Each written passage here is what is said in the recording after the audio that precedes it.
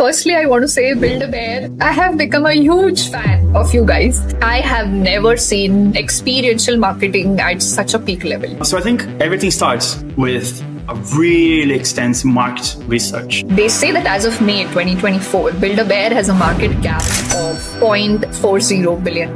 Their revenue in 2023 was $0.48 billion. Earnings in 2023 were $66.38 million. I think there is a lot of things that marketers can learn from this.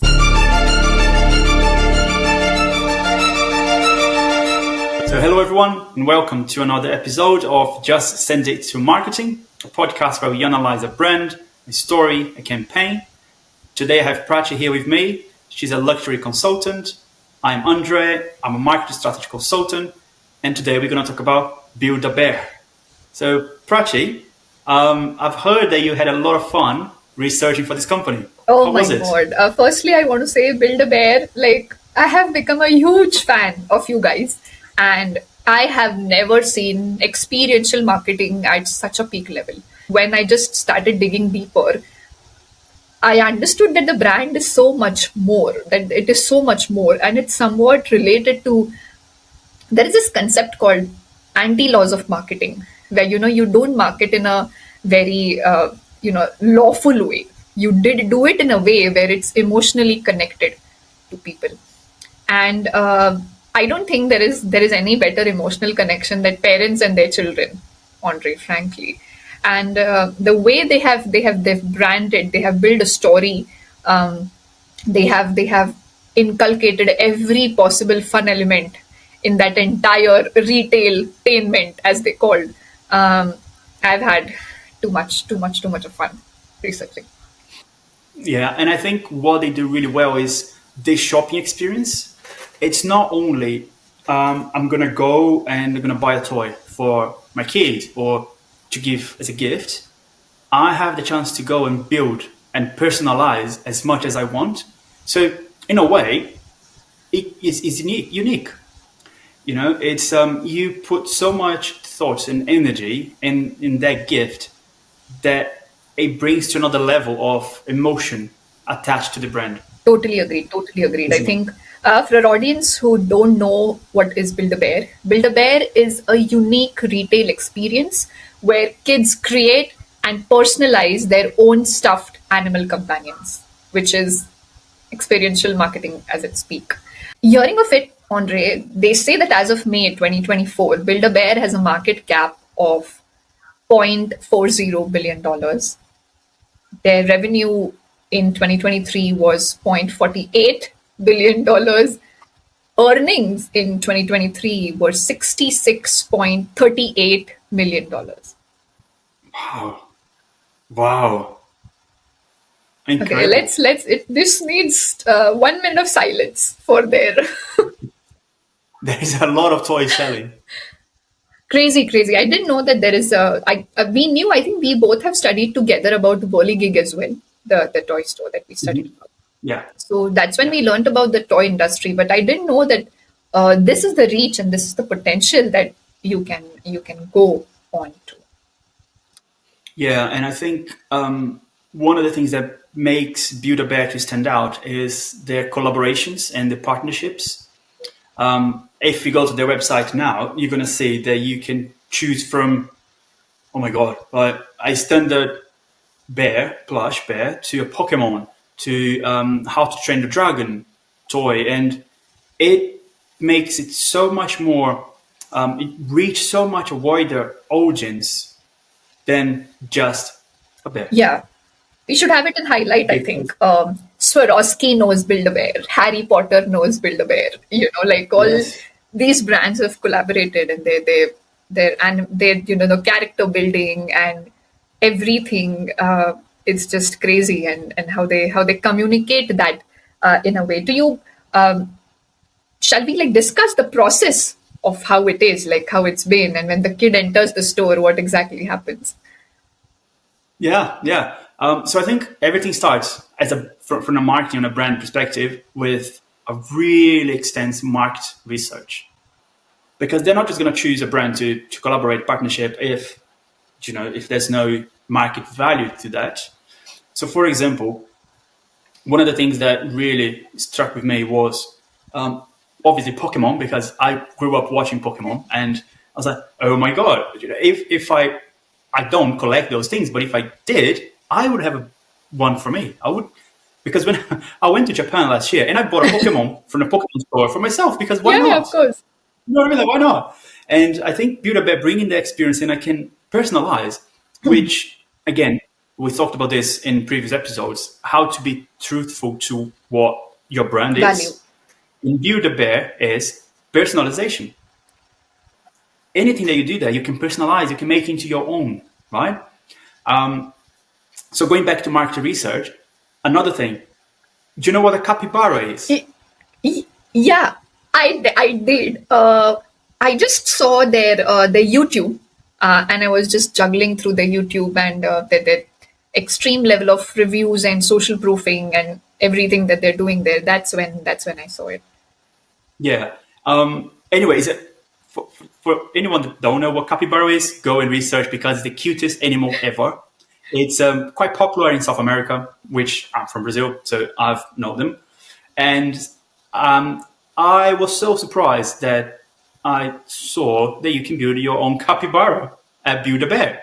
And I just start looking back. I was like, okay, where, how, where is this coming from? And then when you look these stats on Google and TikTok for 2023, 2022, capybara was a top search. It was a top search on Google, and it was a really trending topic on Yeah, TikTok. And then all of a sudden, Build-A-Bear creates a capybara plush.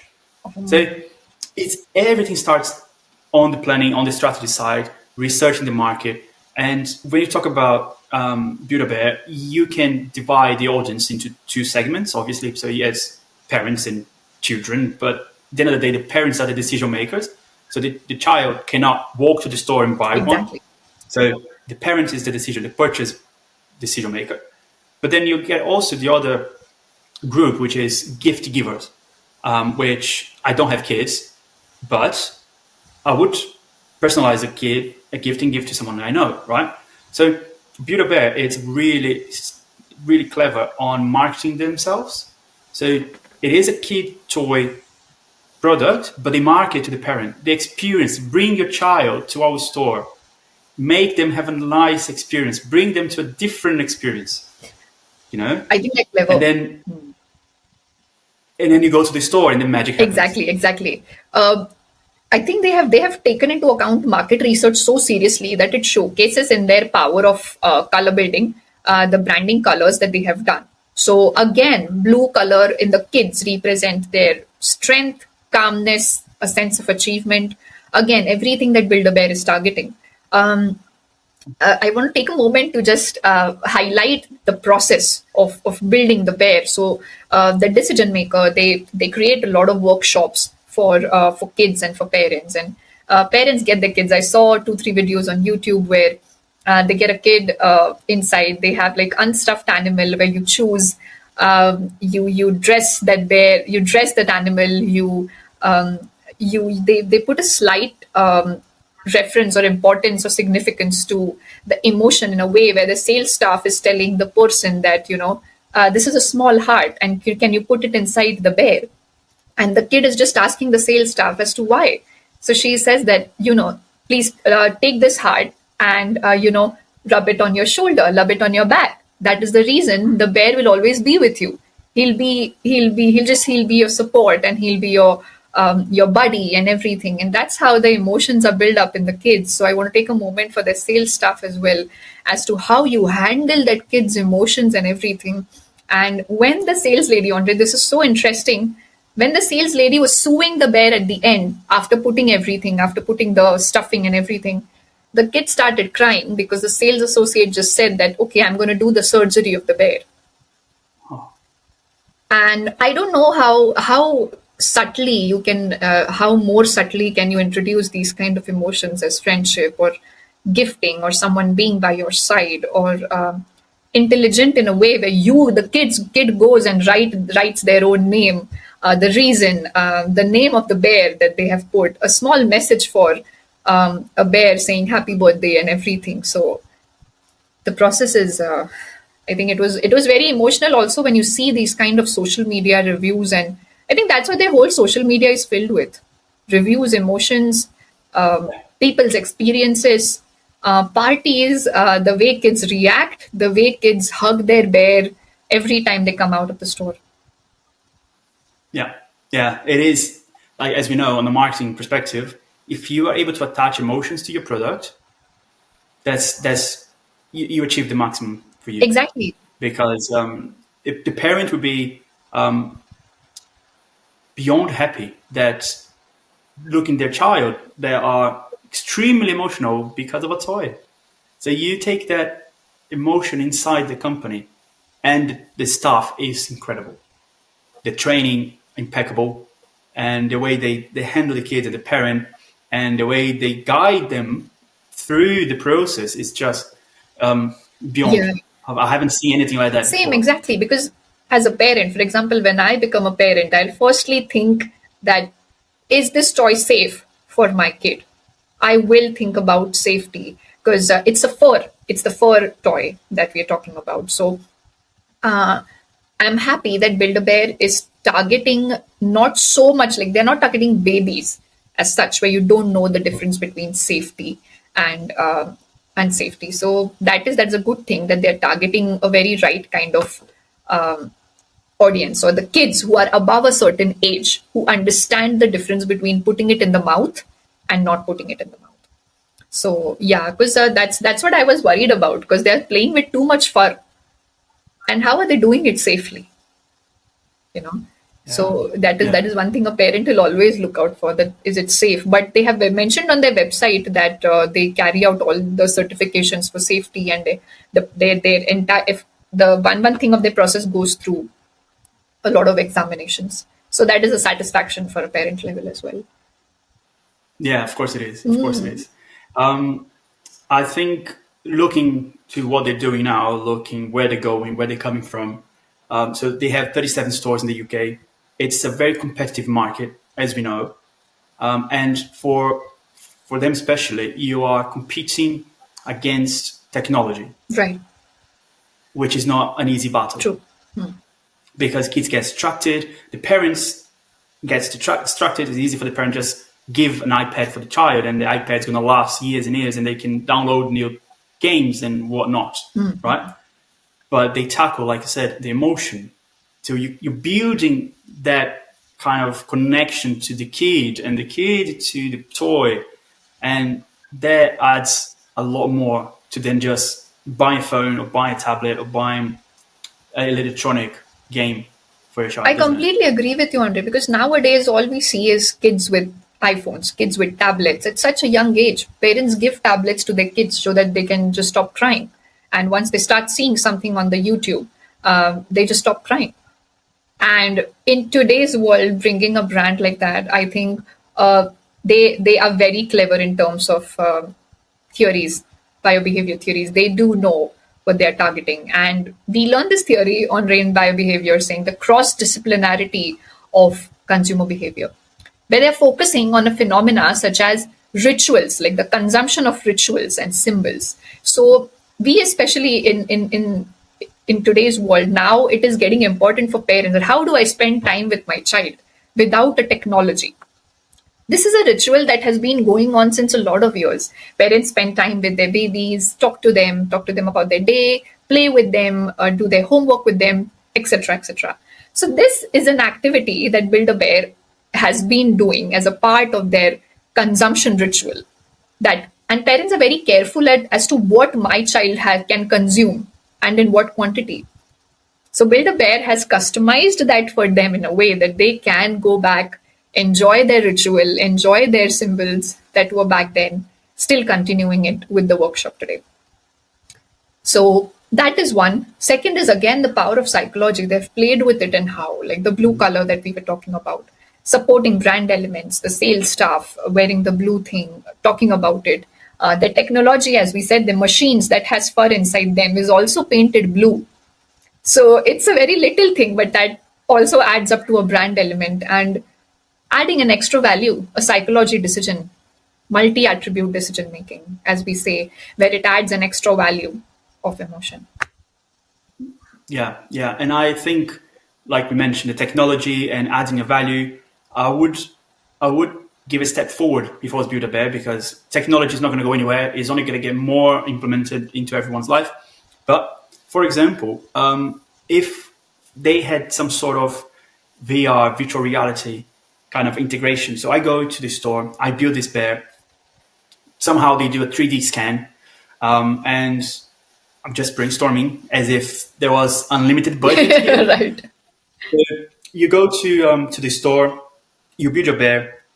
They have a scanner, scan your model, 3D model. Then you upload that online, so the kid can also have that on their mobile and have that access to. So, for example, again, brainstorming, unlimited budget here. Um, let's say Build a Bear has different kind of comic book templates available online, right? You scan your toy in store, and then you upload that, and then you have a e-book with your own toy. Wow. So you can read to your child a story about the bear that the child is holding in bed.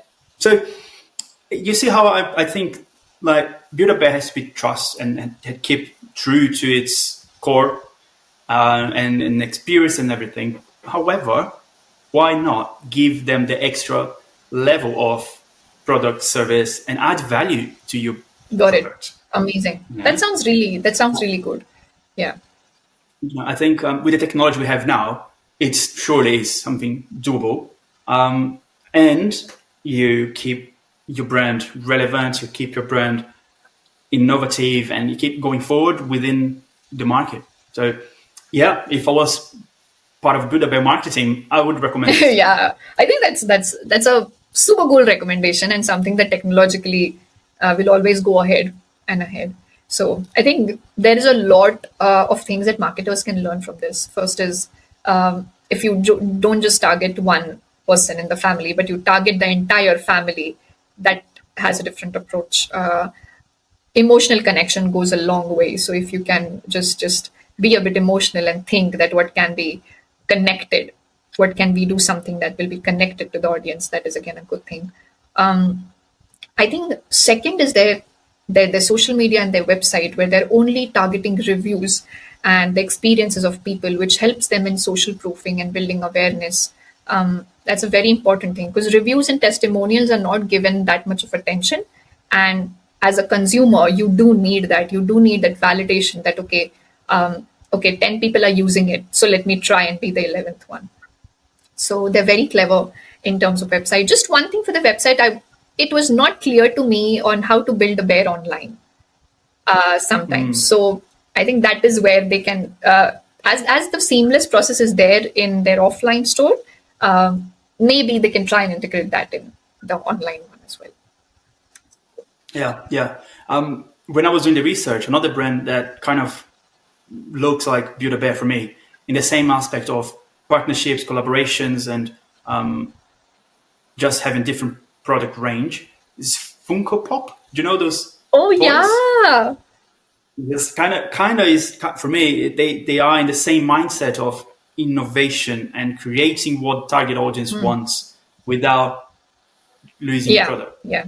So those two brands for me are really kind of an inspiration to keep going forward, keep innovating, but don't lose your core. Don't lose your brand personality. Exactly. And bring your values. Like, you should continuously talk about what you believe in. These are my values. Speak them out loud so they're heard quite clearly in consumers' minds, because they do look at how do you ethically source, what are your fabrics, how do you make it a safety environment for the kids, especially kids, because they're a delicate market. One I would like to mention is, why not special bear, if you like, of animals that are in endangered species. Because again, you create awareness. You create awareness from the child's age to look after the planet, look after the animals. I think that would be something I would like to see from Build a Bear. Nice. Create that endangered species kind of Right. collection. That's a good idea. Yeah. I think we can put that in their recommendations or opportunities. Yeah, yeah, Great, you can. great. Yeah. So, Andre, do you want to do a quick SWOT for Build a Yes. Bear? Yeah. Yeah. Yeah. Sure. So starting with the strengths, I would say brand recognition, and the high level of personalization, because you can do pretty much any personalization you want with your plush toy, Right, right? Weaknesses, definitely, because they rely so much in retail stores, retail locations, so they can present their product because they only have 37 stores in the UK. And they, when I say retail, I mean they don't have stores on the street, on high street stores. So they kind of limit your footfall client base. And when you compare buying a bear from Build a Bear and from a different toy, it is kind of on a high price point. so I think for the opportunities, I think they can also do a thing where they can introduce a secondary market kind of stuff, like the pre-owned market. So the pre-owned toys, the pre-owned secondary market, so they don't have to waste their toys. They can reuse it. They can repurpose it, and maybe try and do an omni-channel approach where you have offline and online connected in a very powerful way, because the social media strategy is completely different as I see, but the website and the offline channel can be connected really strong. Threats, I think the production prices can be a bit of threat. So there are a lot of things to take into account: the dressing, the stuffing, the packaging, everything. So I think that production cost can also be a bit higher. Again, prices, as we say, economic downturn, uh, prices are always increasing for everything. So if you are creating such a thing, especially in an experiential marketing point of view, yeah, the budgeting always has to be at the forefront. So that can be a threat again. Yeah, I think one other opportunity for them, like I said, omni-channel and explore more the digital channels would be kind of an online Yeah. competition. Or I can build my bear, and we can have an online competition and then people can vote, and then I get some sort of prize. But again, just to interact with people and show the creativity online. So this is what you can do, and kind of, I don't know, I just love online competitions. I think it's so great to give the consumer the power to be your brand ambassador and Yeah, participate. I think I agree. And also, their parental market is also getting strong. They do have workshops and everything, but if they can just communicate it in a much better way, that they have this thing for parents as well, so that can also be is a strong, and the same online competition for parents as well. Where you do, Yeah. it's a fun activity again, because with the daily routine and the stressful life, they can have some fun. Yes, that's right. So Nice. I think with that, we come to an end of this really fun episode of Build a Bear. Thank you very much for watching. I hope you enjoy. Make sure you subscribe, leave us a comment, and see you See soon. you.